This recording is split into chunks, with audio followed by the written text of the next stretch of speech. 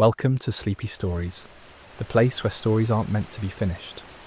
I'm Arthur, and tonight I'll be reading you a relaxing, sleepy story written by Pumby. We're about to journey into a timeless myth where the moon herself falls in love with the rhythm of the ocean. Let your breathing slow, your body sink deeper, and allow the images to wash over you like gentle waves. There was a time before time had a name, when the sky was closer to the earth and the moon could see everything below with perfect clarity. She hung there each night, luminous and watchful, casting her silver glow across mountains and valleys, forests and deserts. But her favourite view was always the ocean.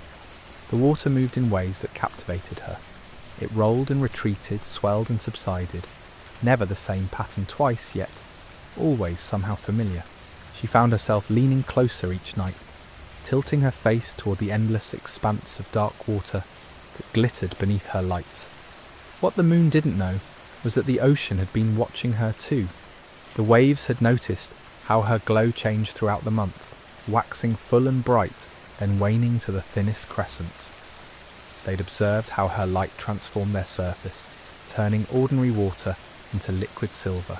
The ocean had been alive for eons, moving to rhythms older than memory, but something about the moon's steady presence stirred something new within the depths. One night, when the moon was at her fullest and brightest, she drifted lower than usual. Perhaps she was lonely, perhaps she was simply curious. But as she descended, her reflection stretched across the water like a pathway of light. And for the first time, the ocean found a voice. It began as a whisper in the foam. The waves shaped themselves into sounds, learning to form words from the rush of water over sand. "You shine so beautifully," the ocean murmured, its voice carrying on the salt-tinged breeze. The moon trembled, surprised. In all her existence, nothing had ever spoken directly to her. The stars were her companions, yes, but they were distant and cold, each locked in their own celestial paths. This voice was different. It was warm despite coming from cool water. It was close. "I've always admired how you move," she replied softly, her light rippling with emotion. "You're never still, never stagnant. You're alive in ways I'll never be." The ocean swelled with feeling, waves rising higher as if trying to reach her. "But you're constant.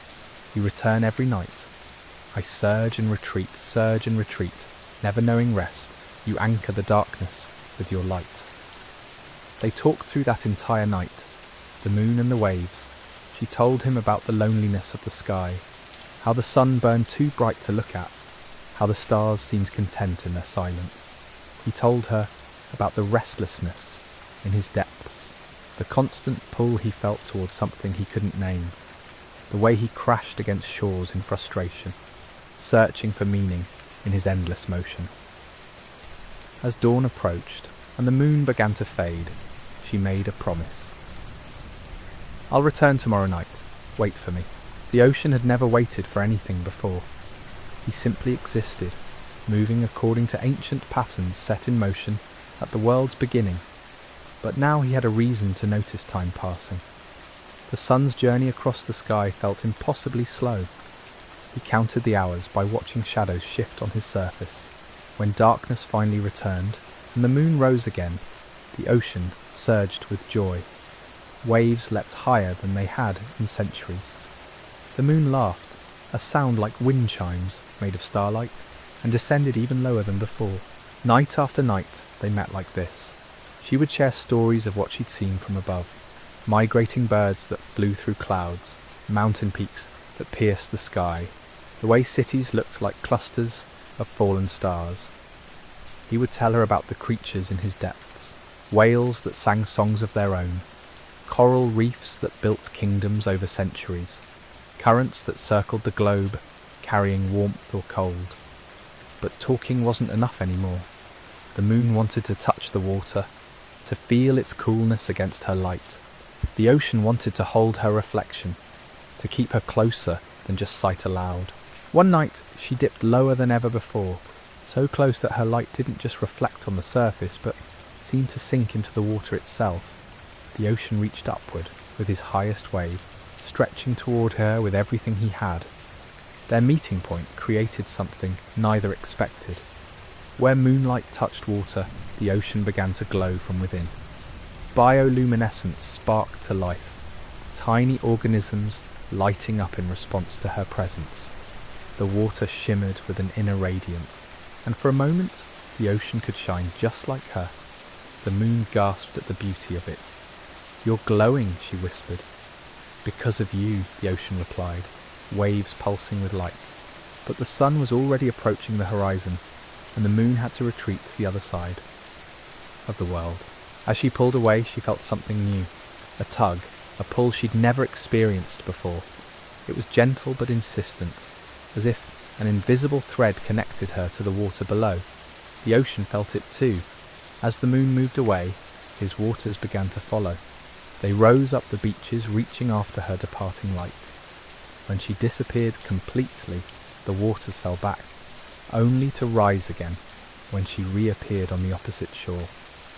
This was how the tides were born, not from gravity or celestial mechanics, but from longing, the ocean reaching for the moon, following her path across the sky, rising highest when she was full and closest, falling back when she waned and pulled away, and every night when the moon's reflection stretches across the water like a silver road, they're still talking, still sharing their existence across the distance between sky and sea. Welcome to Sleepy Stories, the place where stories aren't meant to be finished. I'm Arthur, and tonight I'll be reading you a relaxing, sleepy story written by Pumby. We continue our tale of the moon and ocean, two beings separated by the vastness between sky and sea, yet bound by something deeper than distance. Let your breathing slow as we drift back into their world. Close your eyes and sink into comfort. Fishermen were the first to notice the pattern. They'd lived by the ocean for generations, reading his moods, learning his rhythms. But this was different. The waters no longer moved randomly. They followed a schedule that matched the moon's journey across the heavens. "The sea is chasing her," an old sailor said one evening, watching the tide climb the shore as the full moon rose. His grandson laughed, thinking it was just a story, but the old man knew better. He'd spent enough nights on the water to recognise longing when he saw it. The moon noticed the effect she had on the ocean's movements. At first it delighted her. He was responding to her presence, reaching for her even when they couldn't speak. But delight slowly transformed into something heavier, guilt. "I'm pulling you out of place," she said one night, her voice smaller than usual. "Your creatures depend on your rhythms. The tides I'm creating are changing everything." The ocean's response came in the form of gentle waves, each one deliberately calm. "You're not disrupting me. You're giving me purpose. For eons, I simply existed. Now I move with intention." She wanted to believe him. The problem was she could see what he couldn't. From her position in the sky, she watched coastal birds adjusting their feeding times, crabs scurrying to adapt to new water levels, tide pools forming in places they'd never existed before. The entire shoreline ecosystem was reorganising itself around their connection. "What if I'm hurting them?" she asked. The ocean had no answer for that. He'd never considered whether his love for her might have consequences beyond the two of them. The question sat between them like a stone dropped into still water, ripples spreading outward. Days passed, then weeks. The moon still rose each night, but she kept her distance, hovering higher in the sky than before. The tides weakened in response, no longer surging as dramatically toward the shore. The ocean felt the change immediately. It was like losing a sense he'd only just discovered existed. "Why are you pulling away?" he called out, his voice carrying across the darkness. "I'm trying to protect them," she replied. "Your shores, your creatures, they need stability." "They're adapting," the ocean insisted. "Life always does. You're not destroying anything. You're creating something new." But the moon had watched worlds for too long. She'd seen what happened when forces collided without consideration for what existed between them. Meteor strikes, climate shifts, extinctions. She couldn't bear the thought of their love, causing even a fraction of that destruction. So she made a decision. She would continue rising each night, but she would maintain her distance, close enough that the ocean could see her, far enough that her influence would minimize. A compromise between connection and caution. The ocean hated it. His tides became confused, rising and falling without the dramatic peaks they'd developed. He felt like he was forgetting how to reach for her, but more than that, he could sense her sadness. It coloured everything, turning her silver light slightly grey. Months accumulated like sediment on his floor. The moon kept her distance, the ocean moved in muted patterns. Neither was happy, but both were convinced this was necessary. Sometimes love means protecting the other person from yourself, they each thought, not realising they were both thinking the exact same thing. Then came the night of the eclipse. The earth moved between them, casting its shadow across the moon's face. She began to disappear, section by section, her light dimming until only a faint copper glow remained. The ocean panicked. He couldn't see her clearly anymore. The shadow was swallowing her whole. In his fear, he forgot about maintaining careful distance. His waters rose dramatically, powerfully, reaching for her with desperate urgency. "Don't go!" he shouted into the darkness. "Please don't disappear." The moon heard him, even through the earth's shadow. His voice cut through her careful resolve, like light through fog. She realised something in that moment. She'd been so focused on potential harm that she'd forgotten about actual harm. The harm of separation. The harm of denying what they'd found. "I'm still here," she called back, her voice strengthened by certainty. "I'm not going anywhere." The eclipse passed. The earth's shadow retreated. The moon emerged fully visible again, and this time she descended lower than she had in months. Not recklessly low, but deliberately close, close enough that her reflection spread across his surface like a silver blanket. "I was wrong," she admitted. "I thought protection meant distance, but maybe protection means staying close enough to notice what's actually happening instead of what I fear might happen." The ocean's waters calmed beneath her, no longer panicked but profoundly relieved. "I thought I was losing you." "Never," she promised. "We'll figure this out together. The tides, the shores, all of it. But we figure it out together." The creatures of the coastline, who had been adapting all along, continued adapting. Tide pools became nurseries for new species. Birds developed feeding strategies that took advantage of tidal patterns. Life didn't resist the change. It incorporated the change, weaving it into existence until it became inseparable from survival itself. Welcome to Sleepy Stories, the place where stories aren't meant to be finished. I'm Arthur, and tonight I'll be reading you a relaxing, sleepy story written by Pumby. We continue our gentle tale of the moon and ocean, two beings drawn together across impossible distance. Let yourself settle in. Release the tension from your shoulders. Allow this story to wash over you like waves on sand. The ocean learned to read her moods by the quality of her light. When she felt playful, her glow held hints of warmth that made his surface shimmer with gold undertones. When contemplative, she turned pure silver, her light creating paths across his waters that seemed to lead nowhere and everywhere simultaneously.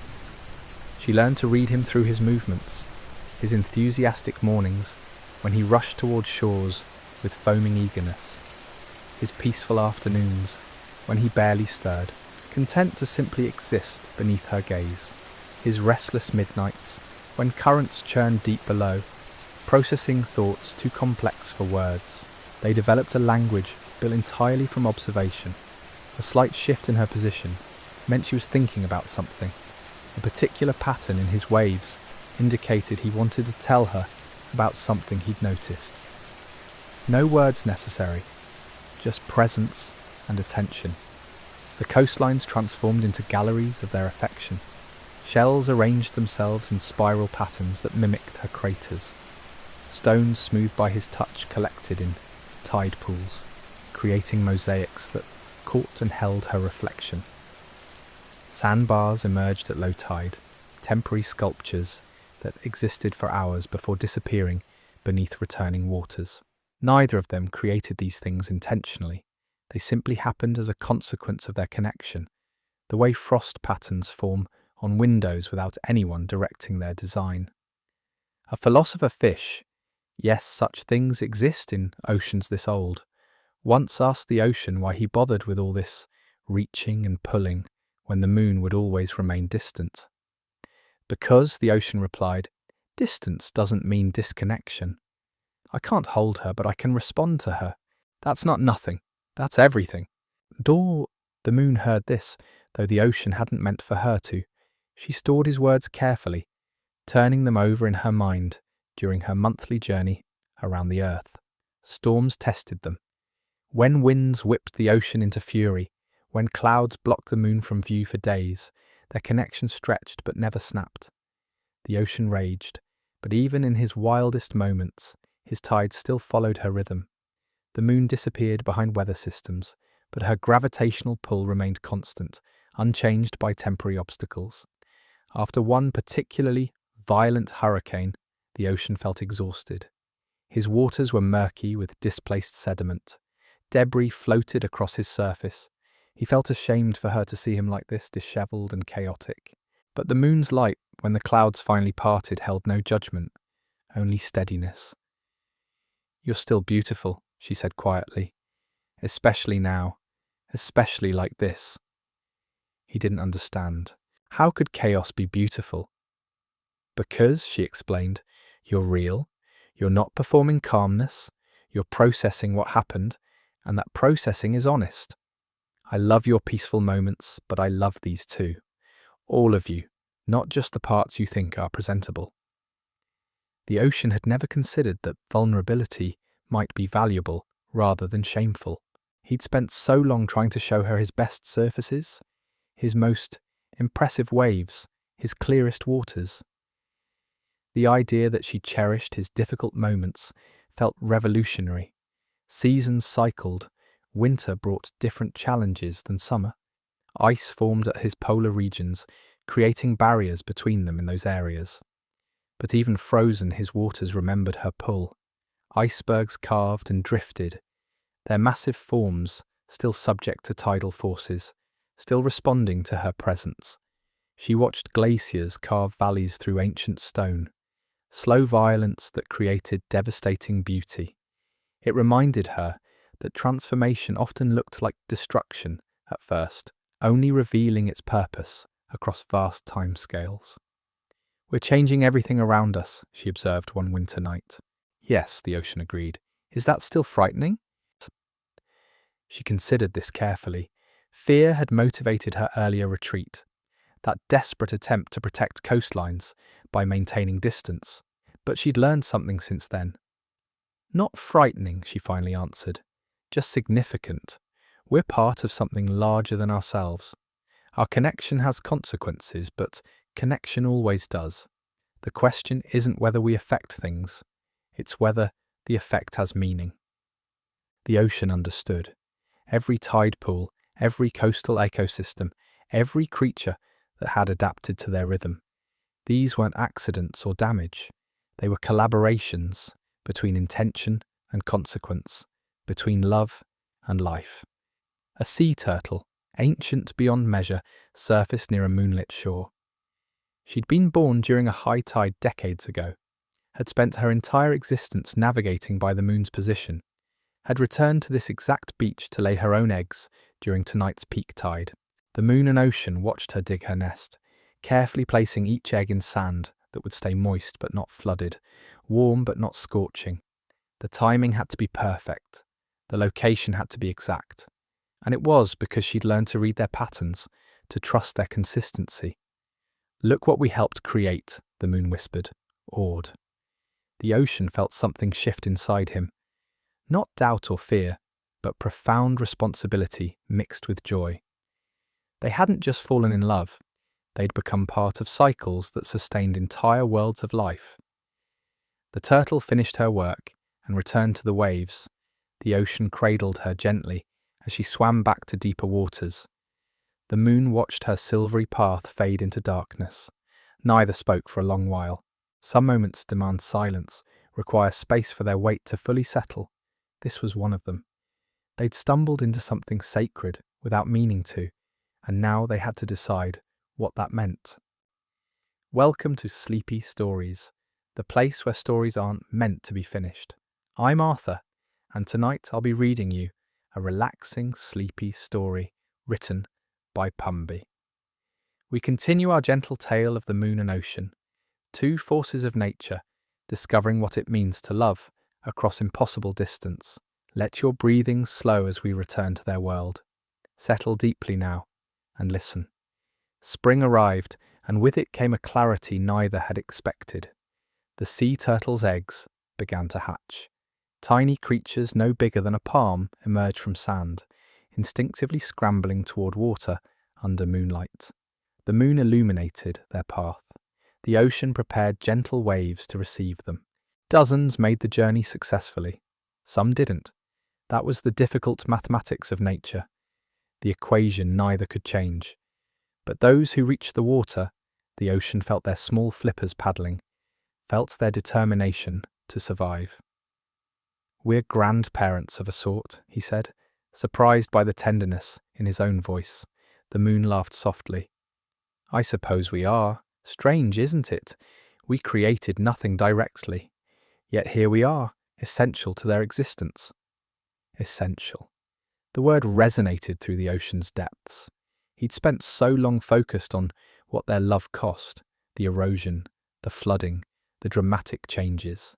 He'd catalogued every consequence as though preparing evidence for some cosmic trial. But what about what their love enabled? Countless species timed their reproduction to lunar cycles. Coral reefs spawned during specific moon phases, filling his waters with clouds of new life. Fish migrated following patterns they'd established together.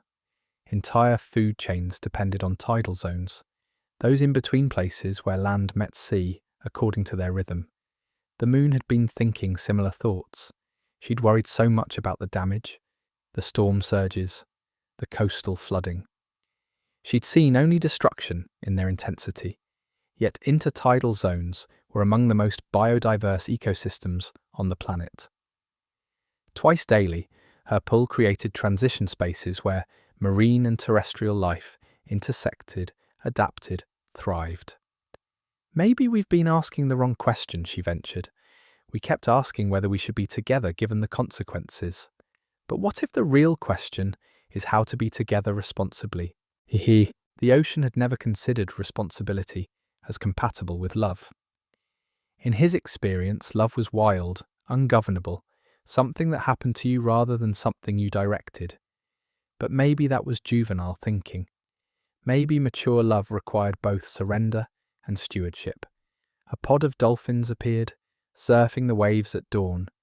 They were playing clearly, leaping for no reason except joy. The ocean had created those waves.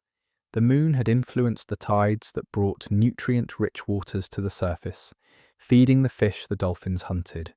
Their love had made this moment possible.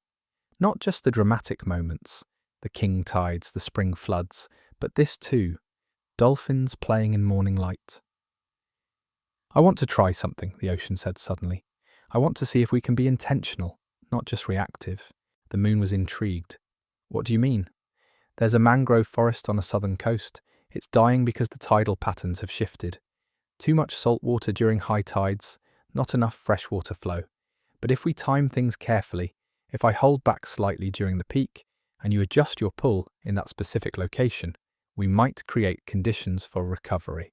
It was a small thing, one forest among thousands of coastlines. But it was purposeful. It was their power directed with precision rather than just released with passion.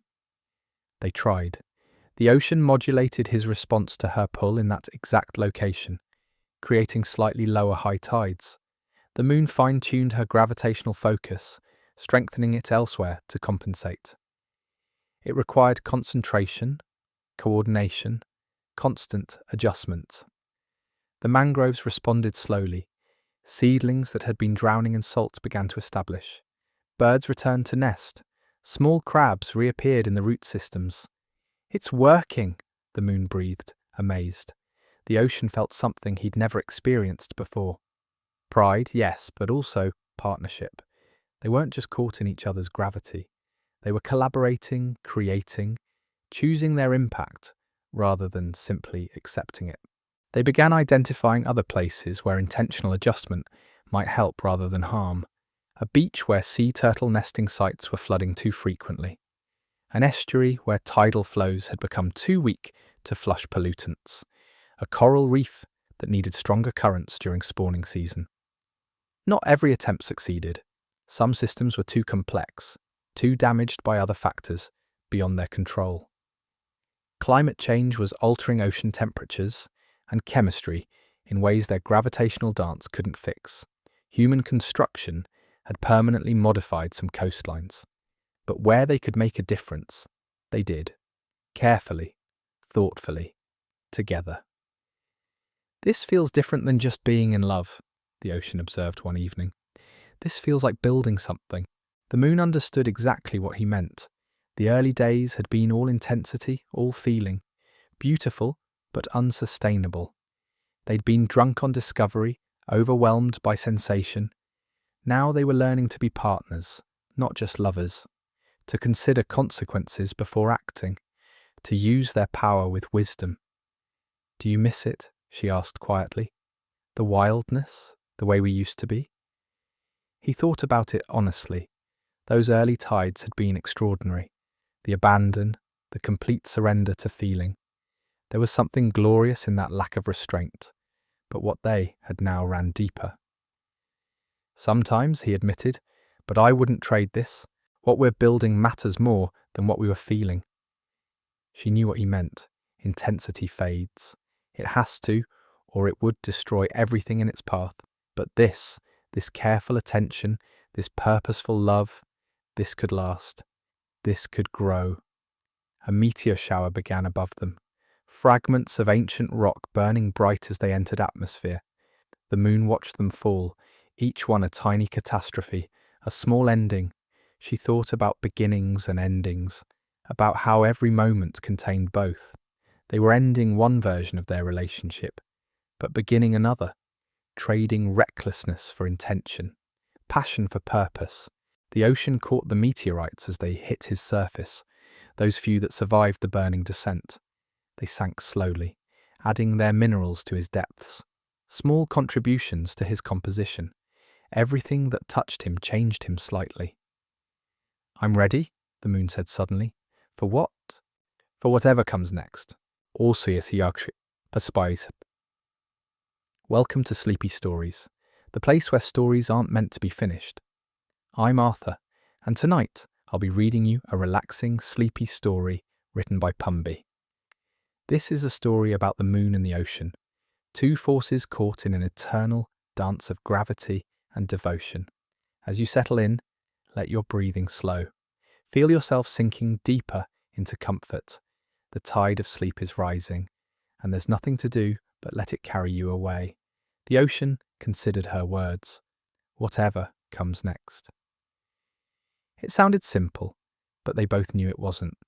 Their relationship had already transformed so many times, from that first electric recognition to the wild abandon of discovery, through crisis and near destruction, into this current phase of careful partnership.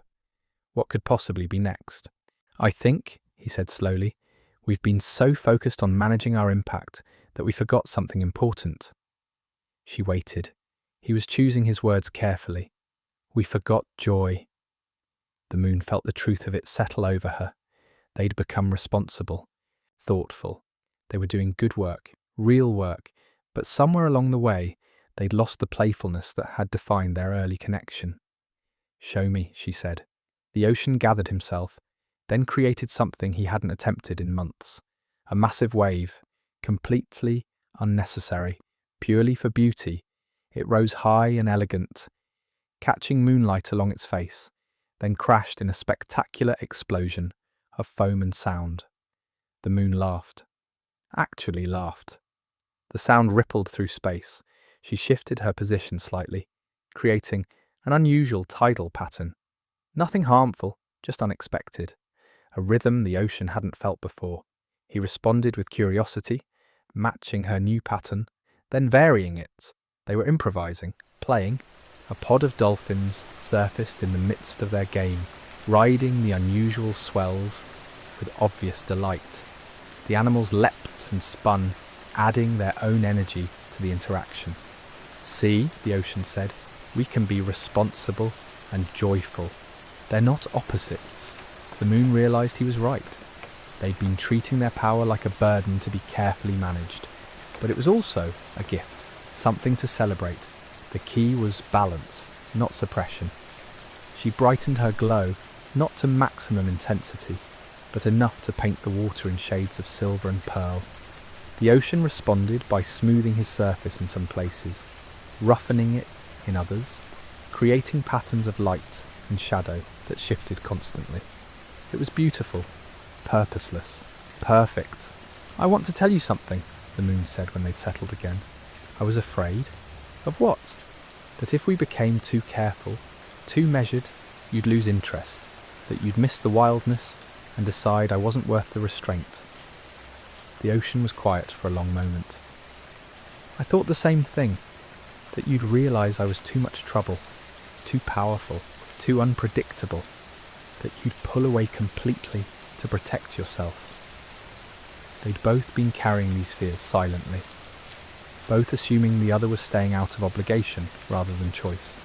"I'm not staying out of obligation," the moon said, reading his thoughts. "I'm staying because this, us, matters more than anything else in my orbit." The ocean felt something release in his depths, a tension he hadn't fully acknowledged. "You're the reason I understand my own power, not as something to fear or suppress, but as something to direct, to use well." A sea turtle surfaced nearby, ancient and unhurried. It had probably witnessed countless tides in its long life. The ocean wondered what it made of all this, the cosmic relationship playing out and gravitational forces the creature would never fully comprehend, but absolutely depended on. The moon watched the turtle breathe, then descend. "Do you think they know? All the living things, do they understand what we are to each other?" "I think they feel it," the ocean replied. "The stability, the rhythm. Maybe that's enough." Understanding wasn't always necessary. The turtle didn't need to know about gravitational physics to benefit from reliable tides. The mangroves didn't need to comprehend lunar cycles to time their reproduction. The world worked because of patterns it didn't have to explain. "We should visit our mangroves," the moon suggested, "the ones we helped." The ocean shifted his attention to that particular coastline. The forest had grown, not dramatically, but measurably. New seedlings were establishing. The root systems were expanding. It was working. "They'll outlive us both," he said quietly. "Those trees, they'll be here long after we're gone." The moon had never considered her own ending. She was ancient already, slowly drifting away from Earth at a rate of about 1.5 inches each year. Eventually, millions of years from now, she'd be too far away for this kind of intimacy. The tides would weaken, their dance would become distant. "Then we'll matter even after we're apart," she said. "The systems we've influenced, the stability we've provided, it'll echo forward." The ocean understood. They weren't just having a relationship, they were creating conditions for life to continue. Every careful adjustment, every moment of restraint, every playful interaction, all of it contributed to something larger than themselves. The horizon was beginning to change colour. Dawn was approaching. The sun would soon claim the ocean's attention in different ways, heating his surface, driving weather patterns, powering photosynthesis. But the moon's influence would remain, invisible during daylight but still present, still pulling, still mattering. "I love you," the ocean said simply. The moon glowed softly. "I know, I love you too." No drama, no crisis, just the steady truth of their connection. The tide began to shift again, following the rhythm they'd established together. Predictable but never quite identical. Each cycle unique while fitting into an eternal pattern. The moon began her slow descent toward the western horizon, her light softening as she prepared to make way for dawn. The ocean watched her go, as he had thousands of times before, as he would thousands of times again. Until tonight, she whispered. Until tonight, he echoed. The waves continued their eternal rhythm, rising and falling, reaching and retreating, each one carrying the memory of moonlight, each one shaped by her invisible pull, even as she faded from view. Somewhere on a distant shore, tide pools trapped small universes of water, holding them until her return. Somewhere else, a sea turtle swam through currents they'd created together. Somewhere further still, mangrove seedlings pushed roots deeper into stabilized sand. Their love wasn't a story with an ending. It was a pattern that repeated, evolved, continued. Night after night, tide after tide, moon and ocean, forever reaching across the distance between them, forever finding new ways to touch, despite the space that kept them apart. The ocean settled into the quieter rhythms of daylight, but even now, even without her visible presence, he moved to her memory. The tides she'd set in motion hours ago were still travelling through his depths, still shaping coastlines, still sustaining life. And tonight, when darkness returned and she rose again in the east, he would be waiting, ready to reach for her once more, ready to continue their endless dance of gravity and devotion, responsibility and joy, distance and connection. Some loves burn bright and fast, consuming everything before fading to ash. But this love moved like the tides themselves, constant, patient, eternal, wearing away stone not through force but through faithful return, again and again and again, and